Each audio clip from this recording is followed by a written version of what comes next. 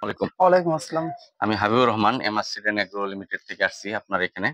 আপনি গত জি, বছর আমাদের এমাস কিংস্টার জি, পেঁয়াজ বীজ চাষ করছিলেন। জি। এটা আপনি গত বছর চাষ করে কি বুঝলেন? এই যাত্রা কেমন বা এটা আপনার কাছে উপযোগী কিনা বা আপনার এলাকায় আরো কৃষক চাষ করছে কিনা একটু আপনি যদি বলতেন।